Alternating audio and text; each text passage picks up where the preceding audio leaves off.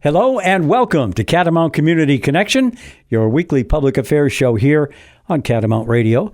I'm Brian Collamore, your weekly host of the show, and we talk with community leaders from all sorts of different places. Our show brought to you by the Rutland County Agricultural Society, which has brought you the Vermont State Fair at Rutland for a long time, even before the Civil War. We're looking forward to the 180th Vermont State Fair next August, 2026, and hopefully everybody enjoyed this past year's fair as well. So we have a two-part show today. For the first half hour, we're going to be talking with Hal Issente from the Downtown Rutland Partnership, and then Mike Cameron will join us in the second half of the show, and we'll be talking about the WSYB Christmas Fund, which is well underway, and we kind of want to bring it up to date as of Friday. With where we are with that. So, Hal, welcome in. You've been on the show before. I think you were in when, I think it was Lyle Jepson and probably Crispin White were accompanying you at the time, right? Yes, that was when we were preparing for the TIF bond vote. That's right. So, we're going to talk a lot about, and Hal, by the way, is the director of the Downtown Rutland Partnership, and we're going to talk a lot about what's going on downtown Rutland for the holiday season, maybe a little bit sneak preview of springtime 2026, but I thought it might be useful for people that don't know you to hear a little bit about you, how you got to Rutland, and all that kind of stuff. Great. Well, thank you for having me. My name is Hal Issente. I'm the executive director of the Downtown Rutland Partnership. I've been in this role for about 2 years. I recently moved to Rutland about 3 years ago, and when I arrived at Rutland, I was so impressed with our downtown. I was so impressed with the small shops, from record stores to plant shops to all the wonderful downtown shops. And when this job came up, I was so excited to apply, and it's been a really fun job, and I've had an amazing time meeting local business owners, our community members, and all of our wonderful community events have been so just really fulfilling. Good. And what brought you to Rutland originally? Oh, it was right at the end of the pandemic, yeah. And it just popped up. Housing was really tough, and I was looking for a place to live, and Rutland was a great choice. Okay. And where were you before? I was working over in Norwich, Vermont, and living over near Hanover, New Hampshire. Oh, okay. All right, great. Well, welcome aboard. Nice to see you again.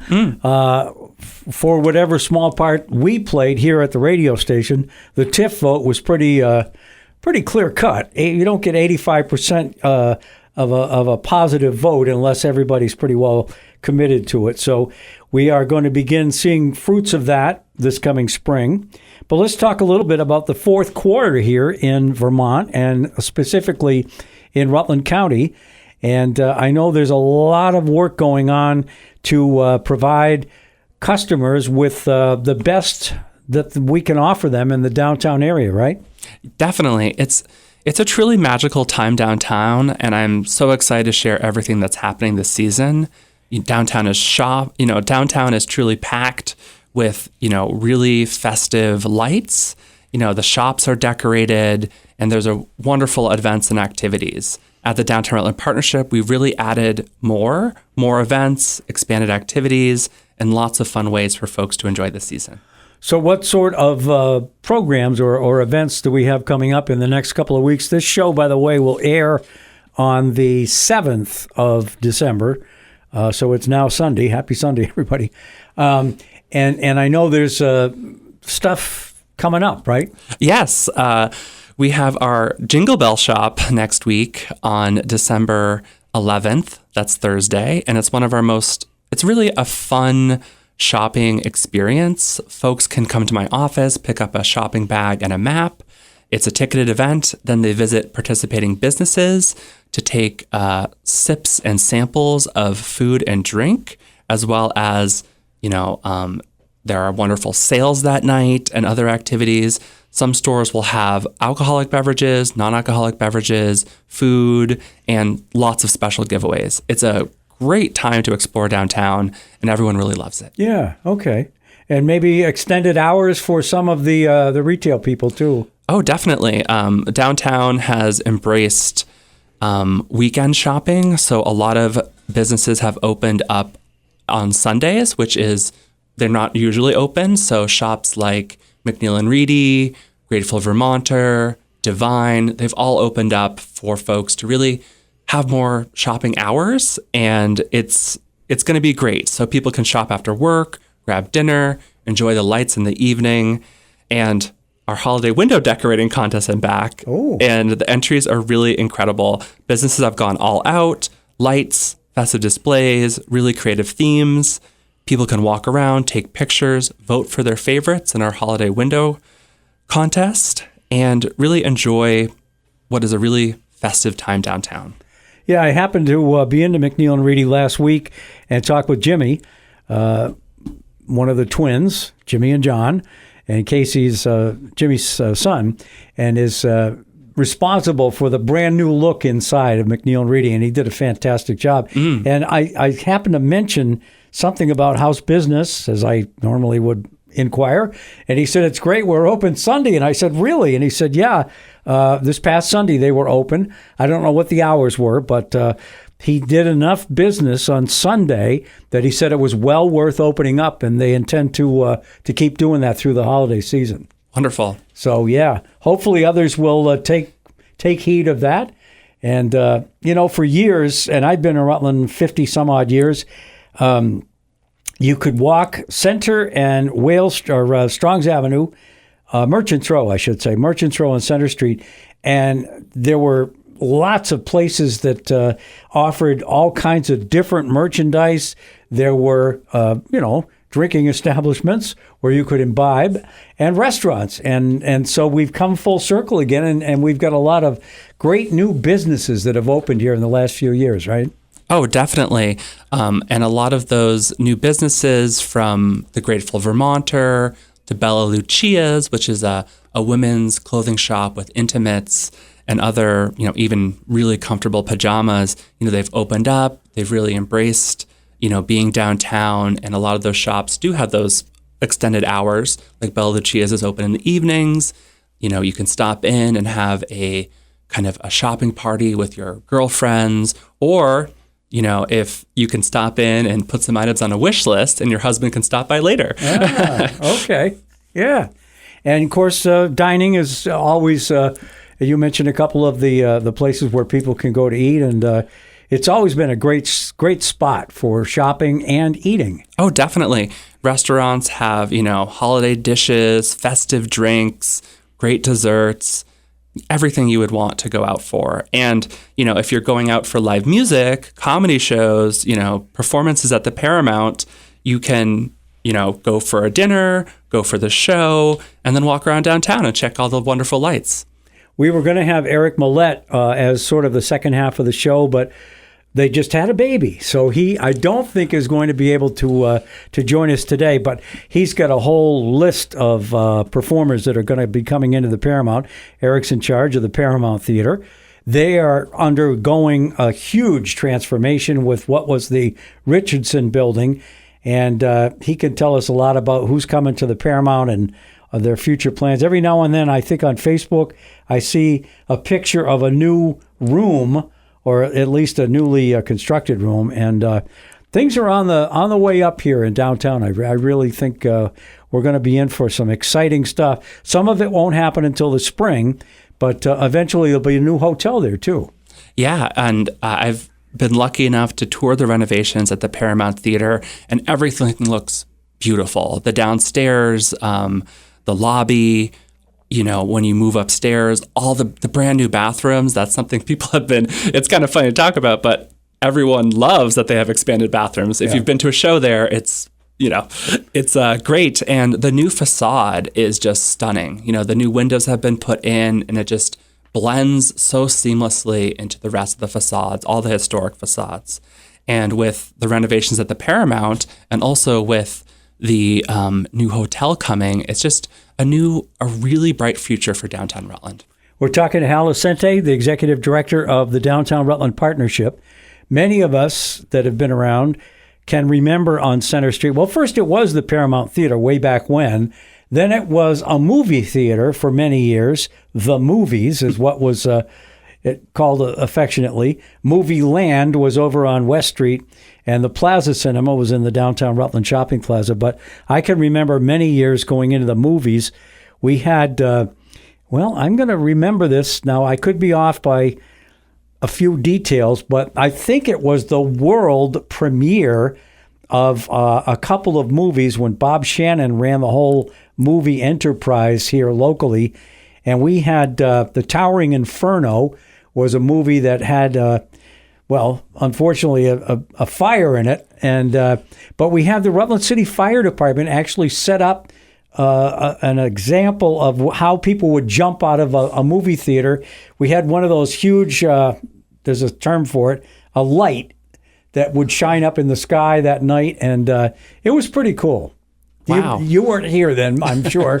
But so the movies then, unfortunately, through the years, they closed, and that building just sort of fell into disrepair. And then through a concerted effort by a whole bunch of people, it was brought back, and then we now have the Paramount Theater. And it's really come full circle for sure. The Downtown Hotel, I know that they have started to dig out what was unfortunately some soil that was not where it needed to be. They're going to remove all that, cart it away, pour a cement slab, and then start all over again.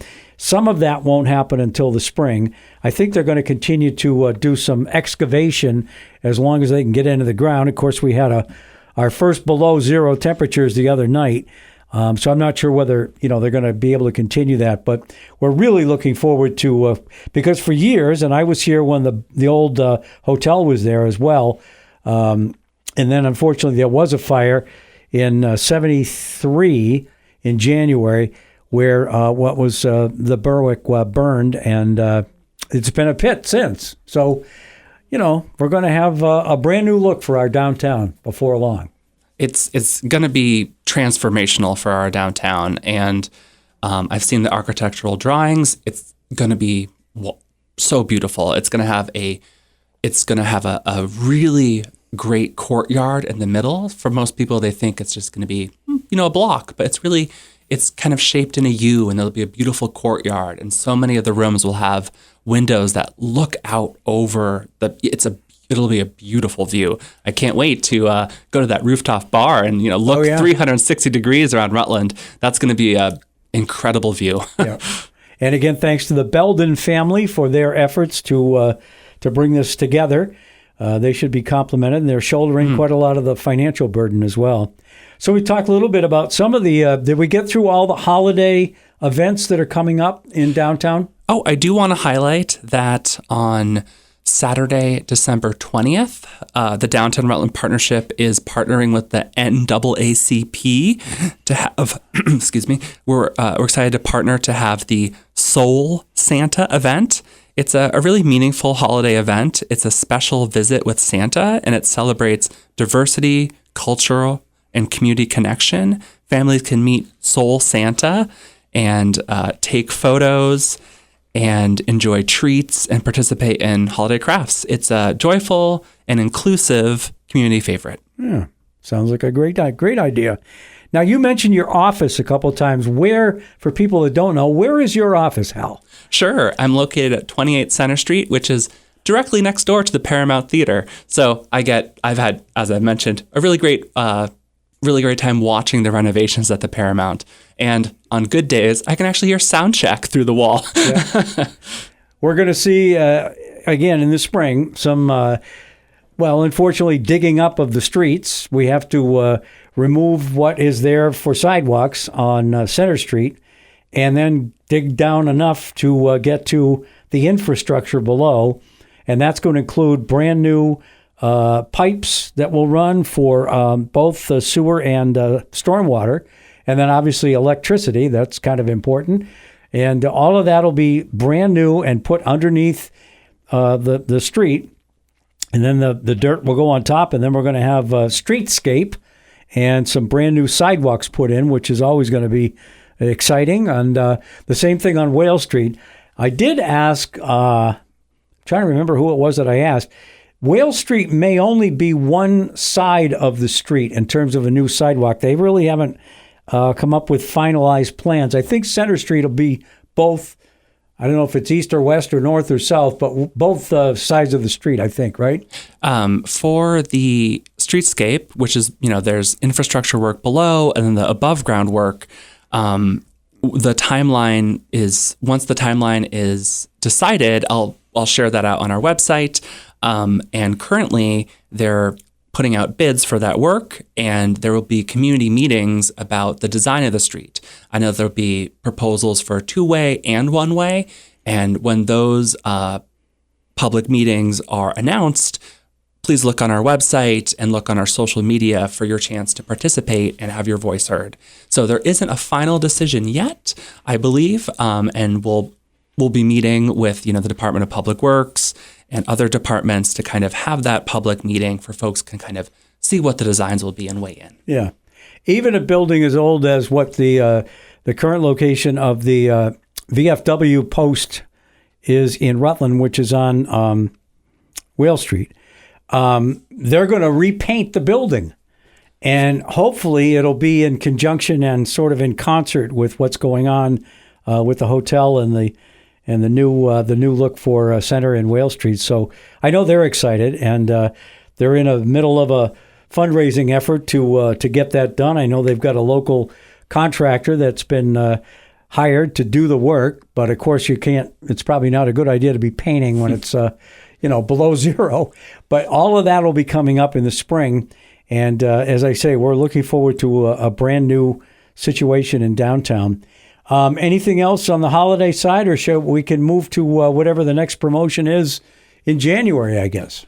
Sure. I just want to say, the holiday season is really fun. It's very welcoming for everyone, and stop in and support local businesses. And in the new year, as we look towards January and February, we'll be having more of our monthly volunteer meetups. And I do want to do a special shout out. Come Alive Outside is having their annual Winterfest. That is in February, the 20th to the 24th. That's when they do their incredibly popular sledding down Center Street. Families come out. It's incredibly fun, a nighttime experience. They'll also bring back the Vermont Snow Sculpture Competition in Depot Park, where people will be crafting larger-than-life, incredible sculptures. Last year, we saw everything from birds, to absolutely outstanding, abstract sculptures. And that was one of a huge draw for folks coming, if you're in Killington or outside of Rutland. It brought so many people to our downtown. I know also you have plans yet to be finalized with respect to, if I own a business on either Center or Whale Street, there will be, unfortunately, but inevitably, a bit of an interruption while the construction is going on. But you guys are going to come up with some plans to continue to attract people to come downtown and still shop through that period, right? Yes, absolutely. In the new year, we'll be gathering a lot of our downtown stakeholders, from business owners to property owners, and a lot of our partners in this work to have more community meetings. Over the summer, we had several, and we'll be regrouping in the new year to talk about plans for when the downtown construction will happen, which will be over the summer. Right now, the Beldens are doing remediation work, which is a lot of soil moving and also taking down the old Rutland Herald's newsroom. They've been so careful, taking that down because it is attached to another building. And then coming next summer, the downtown construction will happen at the hotel, as well as the infrastructure will happen. And supporting our downtown businesses, we'll be doing lots of incentives for people to shop, from punch cards to raffles to all sorts of things. And next summer, we're really excited to have our very popular Friday Night Live. It'll be a different experience, but more frequent, and really driving folks downtown to spend time in on the streets during the summer. I think when you were here last, Hal, and we're talking with Hal Issente from the partnership, I don't know whether Lyle came up with the phrase. Somebody said, "Celebrate the dirt." Of course, he has since gone to another job. He's now the Commissioner of Economic Development for the whole state of Vermont, still living in Rutland. But not in Cedar to the extent that he was before. And Crispin White is the one that I always kind of look to next. But I know there'll be a new director appointed there at some point. And I always thought that was a great way. I mean, that's sort of like being very transparent about what we're doing. We're going to celebrate the dirt while it's here. And, but it's all for a good result. Yeah, we'll definitely be celebrating the dirt. You'll see more fun slogans and taglines coming out soon. And yes, there will be dirt. And I know that a lot of the downtown businesses are excited for these changes, but a big concern will be, how messy will it be? Yeah, so. And how do we stay open and continue to thrive and do business while the interruption exists? And it's probably going to take most of the summer and even into the following year to complete. Certainly the hotel, I'm guessing, will take a little bit longer than just putting new pipe and stuff underneath the ground. But there are plans for all of that. So, I was here, and we've seen the downtown up, and then we've seen the downtown down, and up and down it seems to go, and things move in cycles. I would assume that the partnership is always looking for new businesses to move into the downtown area. How do people get a hold of you or whoever they need to sort of begin to talk about that process? Sure. Our website is a phenomenal place to start. So visiting downtownrutland.com is where you can start, where you can visit, and then you can find my contact information there, where my email and my phone number. And you can also follow us on Facebook and Instagram, for just updates on our activities. But if you visit our website, there's a contact form, my email, and you can reach out and touch with me. Also, I can connect you with the property owners who have available spaces for lease. There are some great properties downtown. There's even a wonderful building for sale. If you're looking to make an investment downtown, there's a really phenomenal building on Merchants Row, which is the former Proudy's Parlor. Okay, yeah. And it's funny, when I first came to Rutland, that part of the Merchants Row that extends beyond West Street was it was definitely downtown, but it sort of tended to not be as active as the other part of Merchants Row, and then Center Street as well, and even West Street. We had wonderful restaurants there for years. Aubuchon Hardware was there for years, and a bunch of other stuff. And things change as we go through life. And but I got a feeling that the next 4 or 5 years here in the downtown area, you're going to see a dramatic shift. And thanks to you and the efforts there, how do people join the partnership events and volunteer? Oh, sure. We do frequent volunteer newsletters. So if you sign up for our mailing list, you'll get updates on our monthly volunteer meetups. You can also complete the volunteer form on our website, just a direct that gets sent right to me if you complete the form. And we'll be in touch with upcoming opportunities. I know this month we have volunteer opportunities for our Jingle Bell Shop event, and also we'll have a fun meetup later this month outside to hang some banners and other wonderful things for the streetscape. If folks aren't aware, the Downtown Rutland Partnership, we decorate the downtown. So all the garlands that are hung up on every other lamppost, all the beautiful trees that are wrapped with lights in front of the plaza, as well as the incredibly beautiful holiday tree that's in Depot Park. So we really try to make the downtown beautiful during the winter and during the summer. All the hanging baskets, planters, all of that those are things that we do that a lot of people might not know. When I was younger, I'll just say it that way, and the Rutland Young Professional Group first came into existence, I joined it and fell within the age limits, I guess, they're in. Or maybe they've changed them. I'm not quite sure how that worked. I got older anyway, and I'm not in that age group anymore. But it sounds like from a volunteer point of view, you're looking for everybody. Oh, definitely. We have we've had folks who are in their 20s volunteer, and folks who are in their 70s and 80s volunteer. People really do love joining us when we clean up the streets. It's actually really fun. And we go around downtown, pick up the streets, and then we go out for coffee afterwards. People have really enjoyed it and some of those meetups, we have 12 or 15 people with us. It's a really fun time. And Rutland Young Professionals, yes, they have, you can be a young professional up to age 45. And after that, you can be a friend, the professionals. So it's a really open group. I'm glad they have a broad definition for young professionals because I'm able to join. And it's a really great, they do a lot of wonderful meetups every month. And I believe they're going to have a really wonderful holiday meetup at Heritage Family Credit Union. So that's a good time to kind of join them and see what the group is all about. Is there a specific type of business or service that might be missing or that we would like to attract to come to downtown? Yeah, there are definitely gaps. There are definitely gaps in the businesses that we have downtown. I know that a toy store would be popular again. Also, as always, people love a movie theater. So hopefully a movie theater will come back to our community.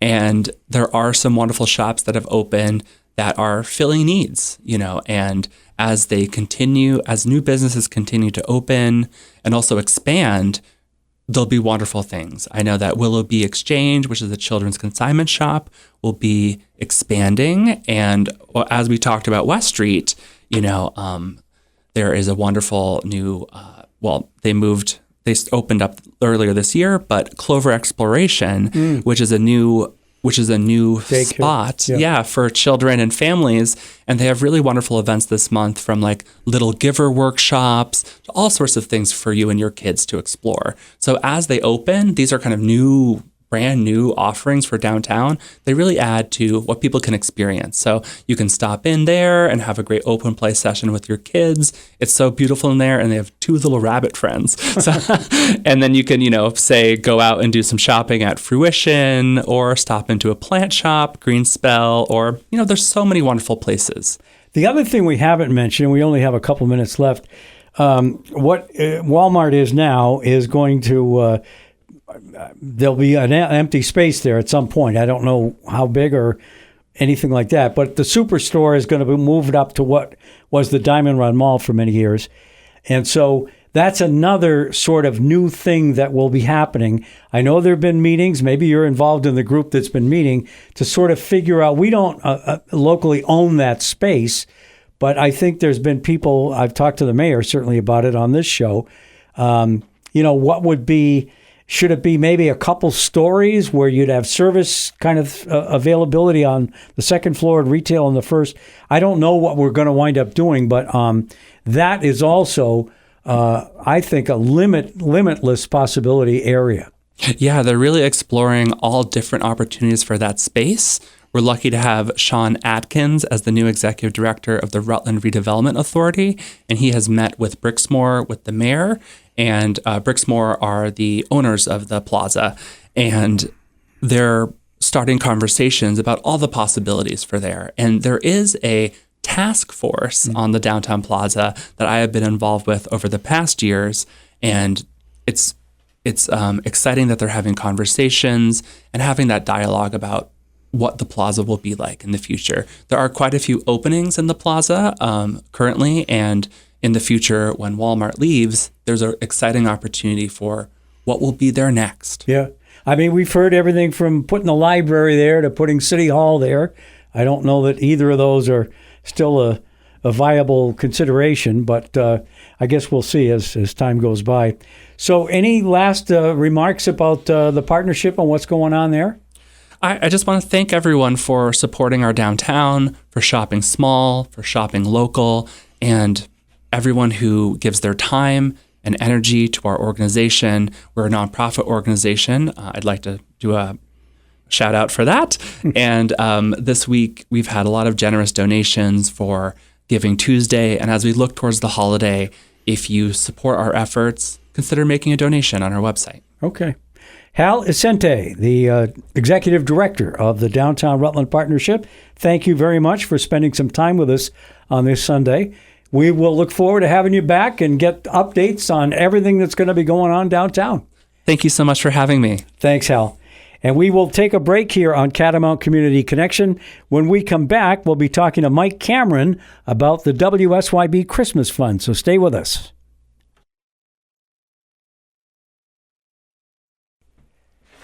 Welcome back to Catamount Community Connection, our weekly public affairs show here at Catamount Radio, brought to you by the Rutland County Agricultural Society, which has brought you the Vermont State Fair at Rutland. And it's been going for 180 years come this August.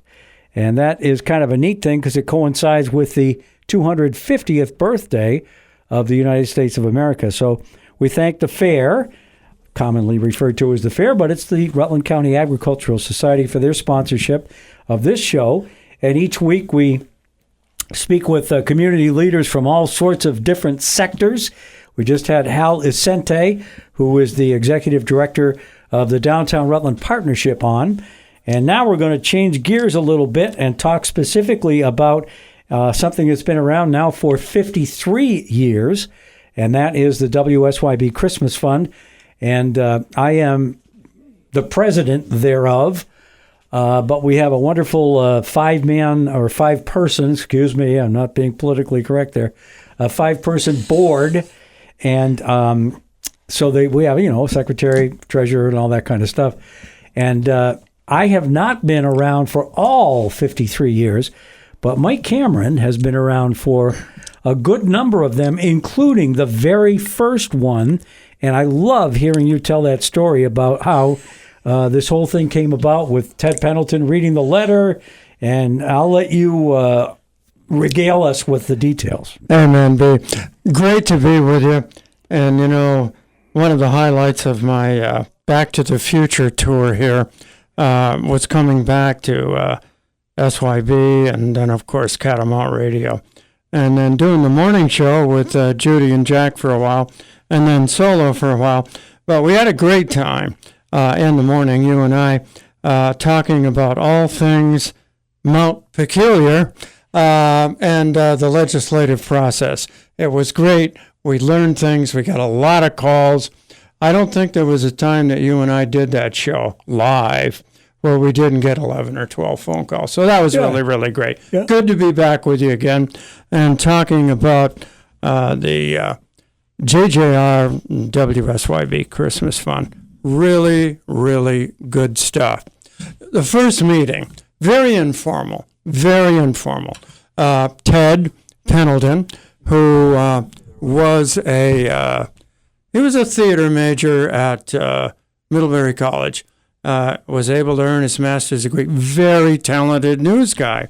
Well, anyway, he also filled in the afternoon and did letters to Santa. And doggone it, my father did that on WVMT, live from Abernathy store on Church Street way back in the day. And Ted, picked up the ball and did it here. And he did a great job. He got a letter. And it was not a particularly uplifting letter from the standpoint of, the spirit's up. Well, the spirit wasn't up with that letter. Talked about a young kid looking to get his brother some clothes. They were cold. He didn't say that they were starving. He didn't say that they were hungry. He just said that clothes were needed, and he'd be willing to give up a gift to see that his brother got something to keep his hands warm. So anyway, we took it personal here. Ted took it personal, brought it to Aunt Betty Grady. Aunt Betty Grady then on to Howard Cameron, who was Uncle Punk to me, and we talked. Alex Dunn was involved in that. And he goes, nah, we got to do something. So I got a phone call into Monsignor Connor over at St. Peter's Church. Mm-hmm. Monsignor Connor, just a wonderful man who lost his life and years after that in a terrible automobile accident up north in the Charlotte roller coaster up there. Anyway, he said our parishioners will help out, and we're going to get some groceries together. We all donated a little chunk here and there, 10 here, 20 there back in those days. And groceries and stuff and gifts were supplied by King's. King's Department Store. Yeah. I remember that. And Howard knew because he was the voice of King's. And in later years, George Pearson got involved at the Fairhaven outlet. Yeah. Factory outlet. Yeah. So, yeah, all good. All just totally good. And, we started kind of getting into it. And then the spirit was up. So the day arrives, we're going to go deliver the stuff. And Howard had, this vehicle was a tank. It was a Jeep Cherokee. It was a Jeep Wagoneer, maybe? Wagoneer. Yeah. It was a Wagoneer. And he bought the vehicle with Dr. Stuart Smith because they were deer hunting buddies. And as a matter of fact, sometimes they'd even just leave it up in the woods, Off we go to a place in Rutland County that was off the beaten path. We get to the place. I said, that's got to be it. I knew about it because I was an avid, basically addicted rabbit hunter at the time. So anyway, you get there. And I go up and knock on the door. A lady answers the door. And a young gal, probably, I'm going to say early 30s. Yeah.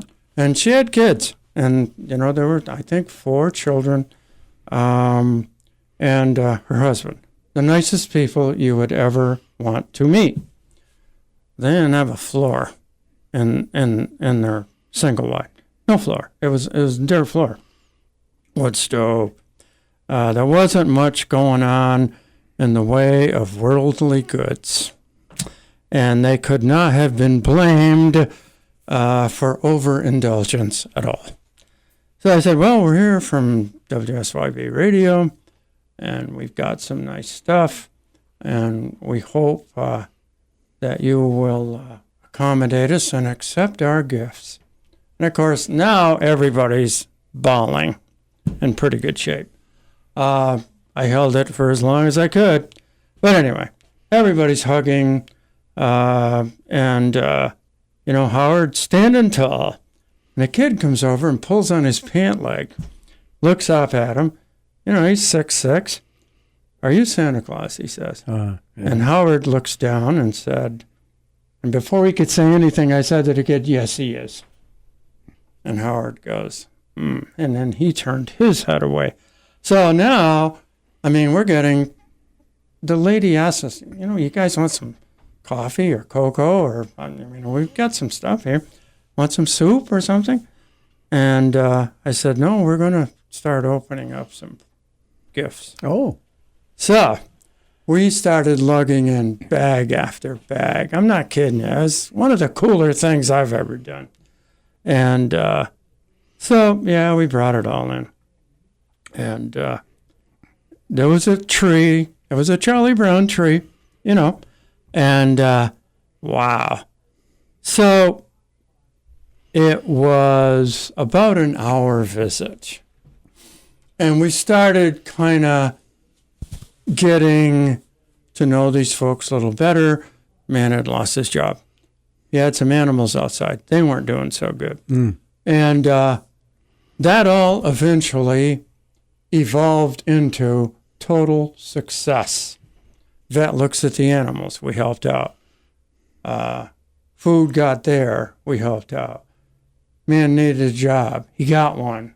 We helped out. So it was a pretty good outcome to a rather rough situation going in. Thanks to Ted, he spotted it. He had a sense about it. The other folks that were here in that first little meeting, and you never would think that it would go as far as it has.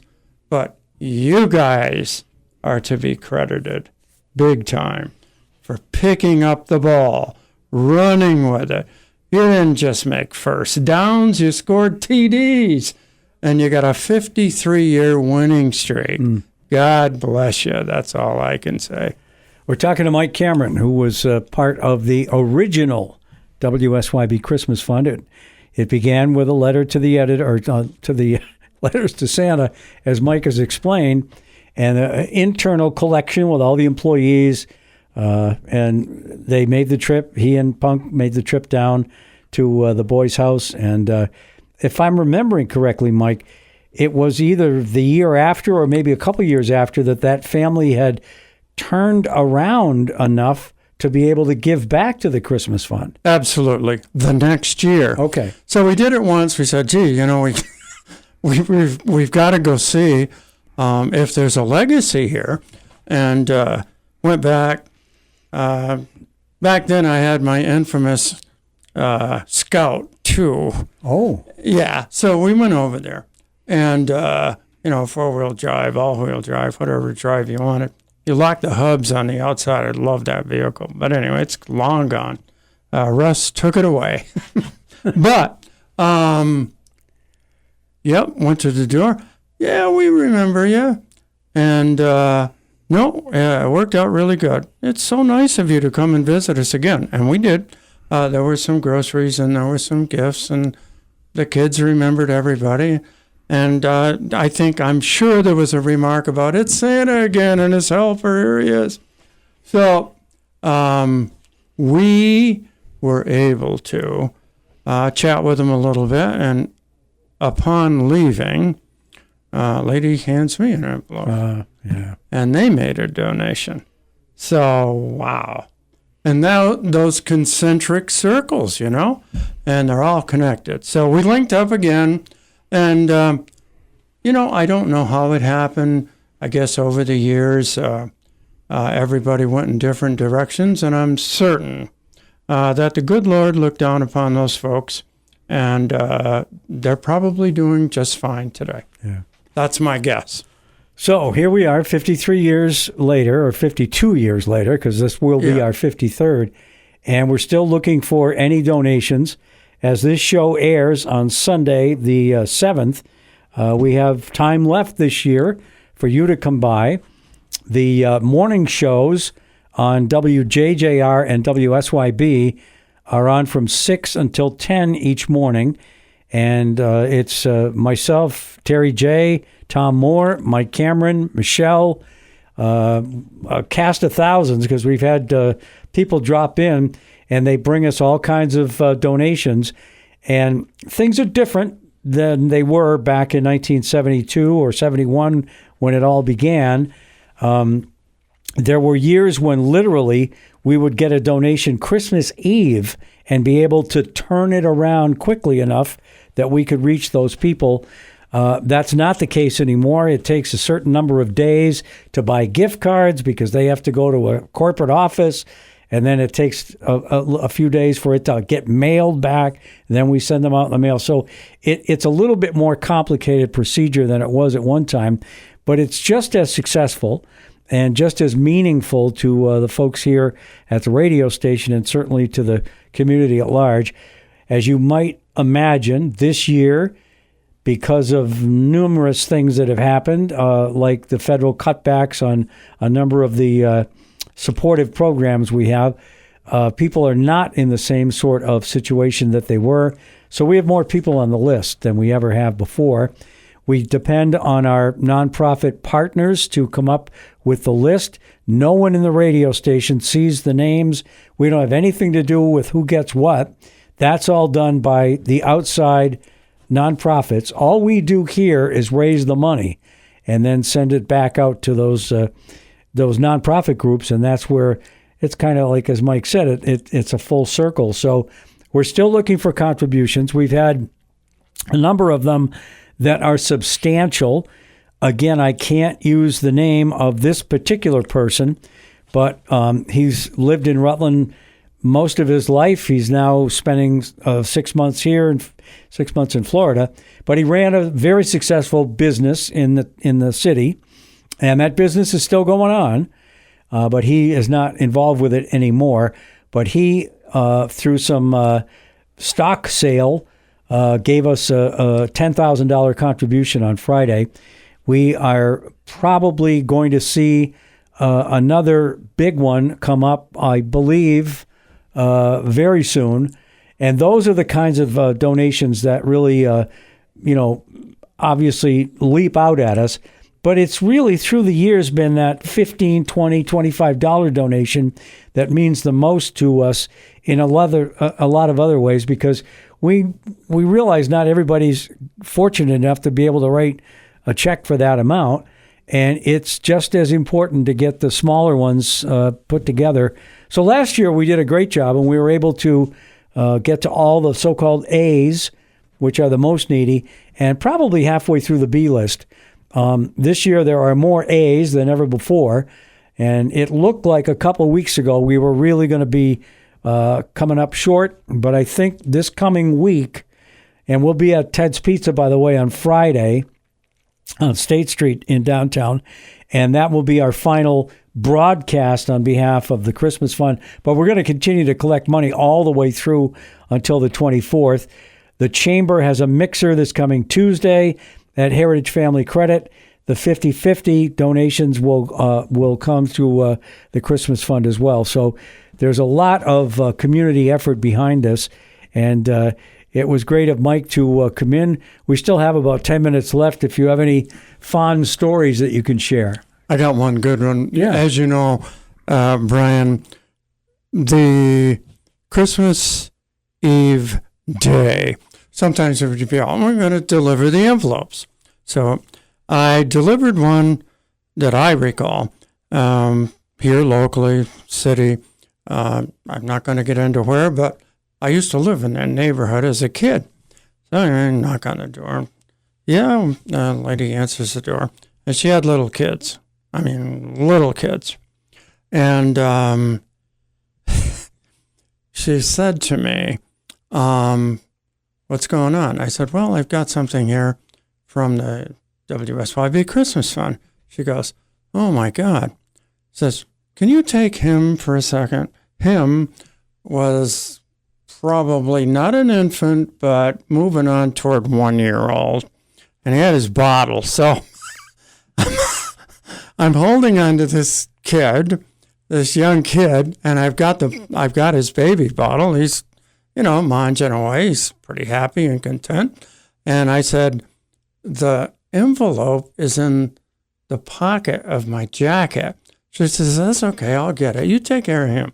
I said, I will. So she reaches in, pulls it out, and opens it up. And then it was cash money. We don't do that anymore, but it's cash money. So she starts crying. She's hugging me. The little still kid, got the baby. I still got the baby. So I'm going, look, this is all good. Then these other little kids come out, and they were like 2 to, toddler age, maybe up to first grade, the oldest one. Mm-hmm. They're 4 little kids. So I'm going, wow, this is really nice. So we did what we were supposed to do. And that big lesson for me was, this is where it's going. And look at all these people that are going to be helped. And these are also folks that down the road will remember.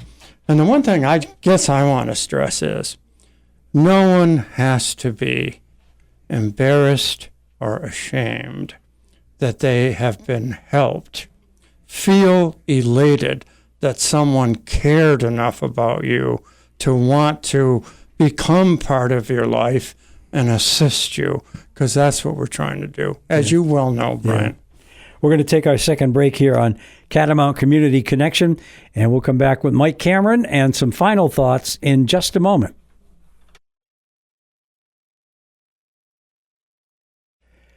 Welcome back to Catamount Community Connection, our show brought to you by the Rutland County Agricultural Society.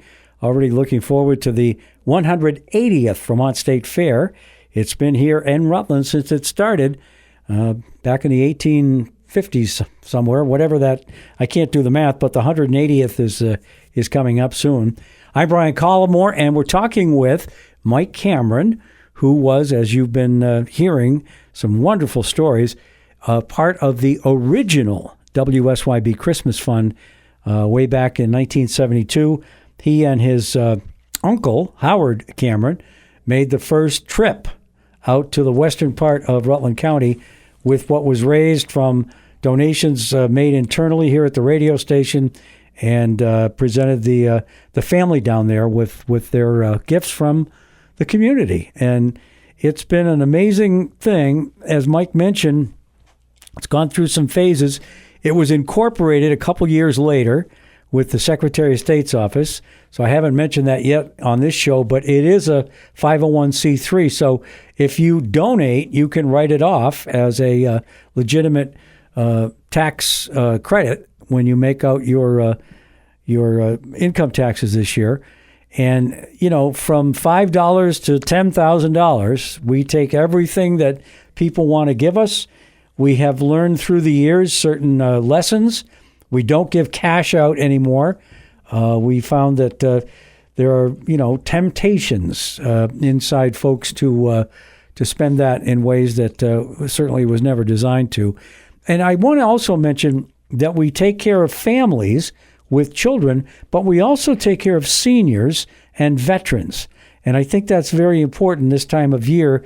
All too often, especially lately with people on fixed incomes, we kind of forget about our seniors, and we unfortunately don't recognize veterans, in my view, with enough gratitude. And, totally agree. Yeah. So all three of those categories are helped out by your kind donations to the Christmas Fund. And again, I think this coming week we're going to really we're going to get some huge amounts in, and we're going to be able to turn this thing around the following week so that everybody has a chance to get to the stores and shop.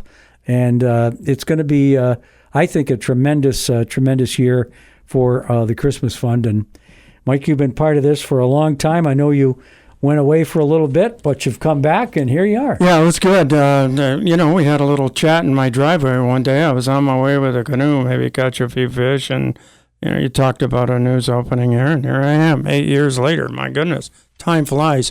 The other thing, too, over the years, we've been so fortunate to have really solid, loyal community partners. Sure.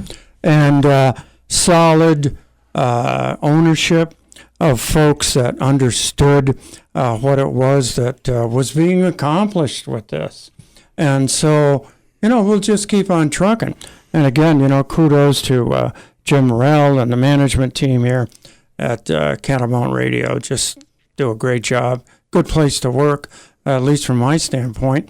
You were talking about a little earlier, the little kids that might get involved in all of this. And as you know, when I did leave here, I got involved in writing. So I work for a small community newspaper in Middlebury, which is a tough town in this respect. They expect perfection up there.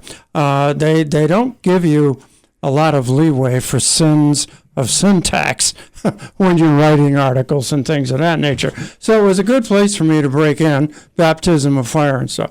But I did a lot of senior focus pieces, veterans focus pieces, like you've said. And I did used to like to interview little kids.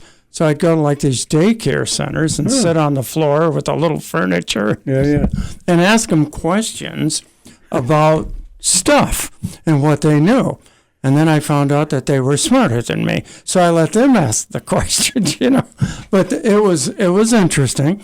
And unfortunately, one day my editor/owner had a massive corner, and it wasn't going to continue as a business. So, like I said, I did the Back to the Future tour back to Rutland, my hometown. My wife and I own property here. We have a home. And, we enjoy it here. And it's fun from the standpoint of I know a lot of the history that goes back, as I've been around for a while. And then to be able to see how this particular entity, WSYB, JJR, Christmas Fund, has been able to withstand the test of time and flourish is amazing in itself. Yeah, for sure. Well, Michael, I want to thank you. We got about a minute left, so I'll just, again, urge people this coming week, come into the radio station. We're on Door Drive. You can mail a contribution and make it out to the Christmas Fund, 250-250-DOOR, and that's spelled DORR, Door Drive, Rutland, Vermont, 05701. And again, this is only like 2 or 3 years old now, but we do a digital method for you to give as well, if that's easier for you. And you can go on to the WSYBChristmasfund.com website, and there is what is called a QR code. It looks like, I don't know exactly how to explain them, but when you see them, you'll know. And you click on that, and it opens up, and you can donate that way, and in any denomination you want, and it's very easy. You don't have to leave the house. So those are the 3 ways. We will be at Ted's Pizza this coming Friday, beginning at 4 o'clock. Love to see you come by that. That's been a holiday tradition for many years as well. So from 4 to 7, I think we're only going to be on WSYB that night, but it's always great to see people. And just like with a lot of other things, there are times when you only see those people that one time all year. Jack Barrett, who was part of the Christmas Fund as the treasurer for a number of years, his family always comes and gives a check in his memory. So we appreciate that. And Michael, we're out of time today, but thank you so much for joining us today and reliving some of those early years of the Christmas Fund. We appreciate it, Senator. Good to see you. Merry Christmas. You too. And we will check in with all of you next week here on Catamount Community Connection.